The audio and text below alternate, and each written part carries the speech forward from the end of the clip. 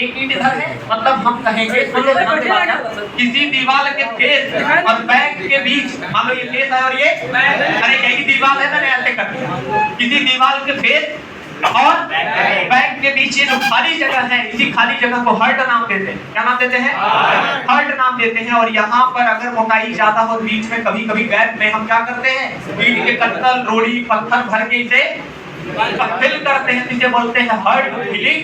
और ये जो दीवार अगर यहाँ से फट के अलग हो जाए तो इसे बोलते हैं हर्टिंग फेल्योर। और इस सेगमेंट को बोलते हैं हर्ट। क्या बोलते हैं? क्या ये सब क्लियर हो गए? ऐसा क्यों करते हैं सर? हाँ, ये सवाल है। दीवार को कभी कभी साहब खोखला बनाना होता है, इंटरमार्टे बॉर्डर की तरह, ताकि हीट रेजिस्टेंट का काम ले सके। किसका? हाँ, साउंड प्रूफिंग का काम ले सके। और ऐसा करने के लिए दीवार के एक फेस और बैक के बीच में क्या देते हैं? खाली जगह देते हैं। समझ गए? क्यों देते हैं? ताकि उसमें एयर खड़ी रहे और हीट इंसुलेशन का काम हो सके। इस तरह की दीवार को बोलते हैं कैविटी वॉल। क्या बोलते हैं? अभी समझ में आया? कैविटी वॉल टर्म्स और अच्छे होंगे, पहले आप मेरे साथ समझने का प्रयास करिए। आज मैंने शुरू किया है तो सुन लो कि कल तो ऐसे बुलाया था, बाद में शुरू किया है तो समझो। आज से टर्म बाय टर्म समझना।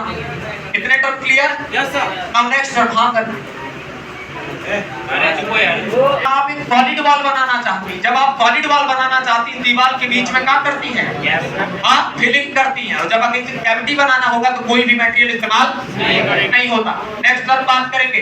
अगला टर्म है कोर्स। क्या टर्म है? कोर्स। अच्छा, कोर्स क्या है? किसी भी ब्रिक मैसोनरी में ईंटों की एक हॉरिजॉन्टल लेयर, ये जो दिखाई दे रही है, इसी लेयर को आप नाम देते हैं कोर्स नाम देते हैं। क्या नाम देते हैं? अब कोर्स के बाद अगला टर्म जो हम लोग को देखने को मिलेगा, याद रखना, ईंटों की इस हॉरिजॉन्टल लेयर में आप जो भी हॉरिजॉन्टल लेयर ईंटों की रख रखे हैं, इसे क्या बोलेंगे? एक हॉरिजॉन्टल लेयर कोर्स कहलाती है। क्या कहलाती है? कोर्स। अब हमारी ध्यान से बात सुनो। कोर्स की मोटाई हमेशा इस ईंट की मोटाई और इसके ऊपर मसाले की मोटाई का समेशन होती है। मतलब एक कोर्स में ईंट की मोटाई और साथ साथ मसाले की मोटाई जोड़कर बात की जाती है। अभी बात समझ में आई? नेक्स्ट बात करेंगे। कोर्स के बाद अपना अगला टर्म हम लोग को देखने को मिलेगा। कोर्स के बाद नेक्स्ट टर्म बेड। क्या टर्म आता है? ये बेड क्या है? ये बेड क्या है? किसी ईंट के कोर्स की, कोर्स समझते हैं ना? अब तो बता दिया, हॉरिजॉन्टल लेयर। किसी ईंट के कोर्स की बॉटम फेस, नीचे वाली फेस। अरे ये कोर्स है, इस कोर्स का ये बॉटम फेस, इस बॉटम फेस को बोला जाता है बेड। क्या बोलते हैं? बेड बोलते हैं। नेक्स्ट बात करेंगे। अगला टर्म आता है अपना जॉइंट। क्या आता है? जॉइंट। और जरूरत पड़ेगी दो चार मांगूंगा। अगला टर्म आता है जॉइंट।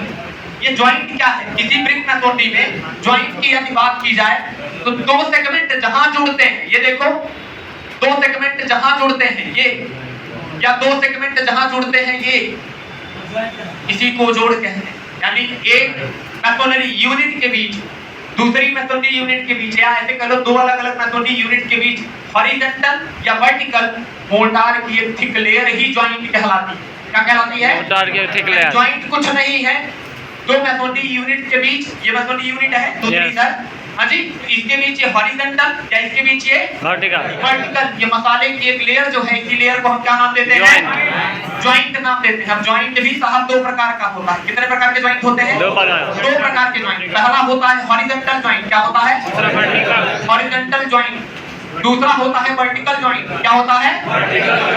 Vertical joint. याद रखिएगा, पहला हॉरिजॉन्टल, दूसरा वर्टिकल। जब हम किसी मैसोनरी में बात करें तो दो ईंटों को जोड़ने के लिए जो हॉरिजॉन्टल लेयर लगाई है मोर्टार की, से आप बोलते हैं हॉरिजॉन्टल जॉइंट। और ये जो वर्टिकल वाला है इसे बोलेंगे वर्टिकल जॉइंट। एक बात हमेशा याद रखिएगा, एक आइडियल जोड़ जो होता है, ये एसएससी जेईई का क्वेश्चन रहा है, एक आइडियल जॉइंट जो होता है उसमें ये जो जोड़ रहा है इनको बीच में मसाला, हाँ, और ये जो दोनों जुड़ रहे हैं, यानी जुड़ने वाले मेंबर और जोड़ने वाले मेंबर दोनों की स्ट्रेंथ बराबर होनी चाहिए। तभी इस तरह के जोड़ को आप आइडियल जॉइंट बोलते हैं। क्या बोलते हैं?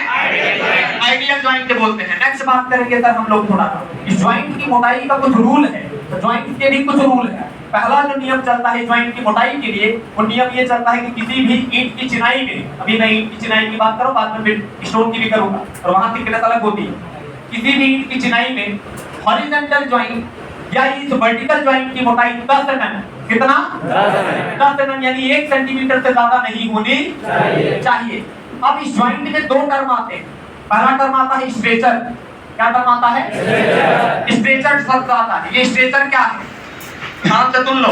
ईंट के एक कोण में लगे एक वृत्तखंड की ये लंबाई कितना देख रहे हैं, और ये मोटाई वाली डायमेंशन जो आप देख पा रहे हैं, इसी को क्या शब्द बोलते हैं आप?